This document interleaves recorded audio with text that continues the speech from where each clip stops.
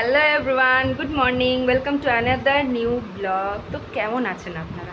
আশা করি সবাই ভালো আছেন, সুস্থ আছেন। আমরাও ভীষণ ভালো আছি, কিন্তু গরমে একটু নাজেহালও আছি।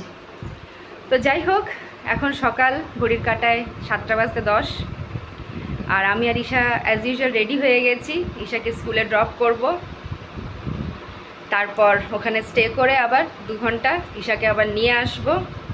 তো আজ হচ্ছে ঈশার জন্যে এই উইকের লাস্ট স্কুল, মানে আজকে হচ্ছে ফ্রাইডে, স্যাটারডে সানডে ছুটি ওর।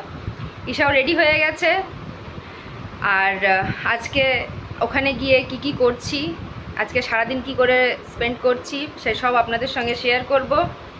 তো ব্লগটা এইভাবে আছে, কন্টিনিউ হবে। আমার চ্যানেলটা যদি ভালো লাগে অবশ্যই লাইক শেয়ার সাবস্ক্রাইব করবেন। তো চলুন আজকে কি করছি সেগুলো সব আপনাদের সঙ্গে শেয়ার করি। তবে তার আগে একবার ঈশার মুখ থেকে আপনাদের সবাইকে জানাই গুড মর্নিংটা। Good morning. তো চলুন আজকের দিনটাকে শুরু করা যাক। আমি আর ঈশা এখন অ্যাপার্টমেন্টের নিচে চলে এসেছি, ওয়েট করছি গাড়ির, মানে ঈশার স্কুল ভ্যানের। আর দেখুন সকালের রাস্তা একদম খালি, কেউ নেই। আমি আর ঈশা দাঁড়িয়ে আছি, আর অপোজিট সাইডের একটা পাঁচিরের একটা আম গাছ দেখতে পেয়েছি, যেটাতে প্রচুর আম ধরে আছে। দাঁড়ান আপনাদেরকে একটু ভালো করে জুম করে দেখাচ্ছি। দেখুন ডালে ডালে কত আম ধরে আছে, আর ঈশাকে আমি ওটাই দেখাচ্ছিলাম, দেখ ঈশা কত আম ধরে আছে। আর তারপর ঈশা একদম ওয়েট করতে পারে না, আমাকে রেডি হয়ে গেলেই ও আমাকে টানতে টানতে নিচে নিয়ে আসে। ড্রাইভার আঙ্কেল ওর ফোন করে, কিন্তু তাও আমাকে নিয়ে আসে আর একদম রোড অবধি চলে যায়। একদম ওয়েট করতে পারে না, সেটাই ও যাচ্ছে। আর তারপরেই ওর গাড়ি এসে গেছিলো, আর আমরা পৌঁছে গেছিলাম স্কুলের লোকেশানে ওকে ড্রপ করে। আর আমরা সব বন্ধুরা মিলে এখন বাস স্ট্যান্ডে ওয়েট করছি। আজকে আমরা কেউ টিফিন আনিনি, কজ আমাদের আজকে একটা প্ল্যান আছে, সেটা হচ্ছে সামনেই একটা ধোসা পাওয়া যায়। একজন আমাদের ফ্রেন্ডসদের মধ্যেই বলেছিল যে এখানে খুব ভালো নাকি ধোসা পাওয়া যায়, তো সেই জন্যে আজকে আমরা সদলে বলে চললাম ধোসা খেতে। আর ওই যে আগে কিছুজন যাচ্ছে আর আমরা কিছুজন আবার পিছনে আছি। ওরা তো ছাতা নিয়েছিল, আর আমরা এদিকে হাসাহাসি করছিলাম যে এত রোদ, আমরা সবাই ব্লগ আর ক্যামেরা করতেই ব্যস্ত, এত গরমের মধ্যে আমরা কেউ ছাতা নিইনি। আর তারপরে এইসব বলতে বলতে আমরা পৌঁছে গেছিলাম লোকেশনে, একদম ওয়াকিং ডিস্টেন্স ছিল। এই যে এই দিদিটার স্টল দেখে প্রচণ্ড হাইজেনিক মনে হচ্ছিল, তার কারণ হচ্ছে দিদিটা ভীষণ অ্যাপ্রন, তারপরে ওই গ্লাভস পরে ইউজ করছিল সব কিছু। আর বোতলসগুলো, যে জলের বোতলগুলো, সেটাও ভীষণ ক্লিন ছিল। আর এটাও দেখে মনে হচ্ছিল যে ব্যাটার উনি সঙ্গে সঙ্গেই, মানে কোনো ফ্রেশ ব্যাটার, একদম কোনো বাসি নয়। ফার্মেন্টেড যেহেতু করতে হয় ধোসা, তাই জন্য ওভারনাইট হয়তো করা হয়, কেন কি যা যা কন্টেনারে আনে ওনার যা সেল হচ্ছে সব কিন্তু শেষ হয়ে যাচ্ছে, কোনো বাসি বা কোনো এইসব কিন্তু রাখা নেই এখানে। তো আমি দিদির পারমিশন নিয়ে, অনেকবার পারমিশন নিয়েই আমি কিন্তু ওনার এই ভিডিওটা করছি, কেন কি অনেকে কমফোর্টেবল থাকে না। তারপরে আমরা অর্ডার করে দিয়েছিলাম, আর অর্ডারে করেছিলাম 4 প্লেট ইডলি, যেটা এখন দিদি সাজাচ্ছে, আর ছিল 6 প্লেট মতন ধোসা। আমরা অনেকজনই গেছিলাম। আর ইডলিটা রেডি করার পরে আমাদের দিদি আমাদের ধোসাটা রেডি করছিল, একসাথে 2টো করে ধোসা রেডি করছিল। আর আমি বারবার দিদিকে জিজ্ঞেস করছিলাম যে তুমি কমফোর্টেবল তো? দিদি বললো হ্যাঁ তুমি করতে পারো। তো এখানে আমাদের ধোসা রেডি হচ্ছিল, আর ইডলিগুলো অলরেডি সার্ভ করা হয়ে গেছিলো। আর এখানে নর্মালি বেশ ভিড় থাকে, মানে পরপরই দেওয়া হচ্ছিল এক এক করে যে যেটা খাচ্ছিল। প্লাস সাম্বার বাড়াও দেখলাম পাওয়া যায়, সেটা দেখেও আমি ভীষণ খুশি হলাম, কেন কি আমার one of the favourite South Indian food, আর এমনিতেও আমার সাউথ ইন্ডিয়ান ফুড ভীষণই ভালো লাগে। তো যাই হোক, দিদির ইডলিটা বাকিরা সব শুরু করে দিয়েছিল খাওয়া, আর আমরা যারা ধোসা খাবো তারা ওয়েট করছিলাম যে কখন আমাদের ধোসাটা রেডি হয়। তো এর মধ্যেই আমাদের হাসি মজাক গল্পও হচ্ছিল। আর বাকি আমরা দিদিকে বলছিলাম দিদি আমাদের আরামসে রেডি করো, কেন কি আমাদের এখন টাইম আছে ছুটি হওয়ার। তো এবার আপনাদেরকে একটু ইডলির রিভিউটা করে বলি। ইডলিটা মোটামুটি ফ্রেশ ছিল, আর খেতেও বেশ ভালো ছিল, চাটনি আর সাম্বার দিয়ে বেশ ভালো লাগছিল খেতে, তো বেশ সুন্দর ছিল। ধোসাটাও ভালো ছিল, বাট প্রবলেম হচ্ছিল যে ধোসাটা কিন্তু ক্রিস্পি ছিল না। আর সাম্বারটা ভালো ছিল, বাট হোয়াইট চাটনিটা আরেকটু ভালো হতে পারতো, খুব একটা ভালো ছিল না। তবে হ্যাঁ, আমি নিয়েছিলাম তন্দুরির চাট দিয়েছে, তাই আমার ভালো লেগেছে।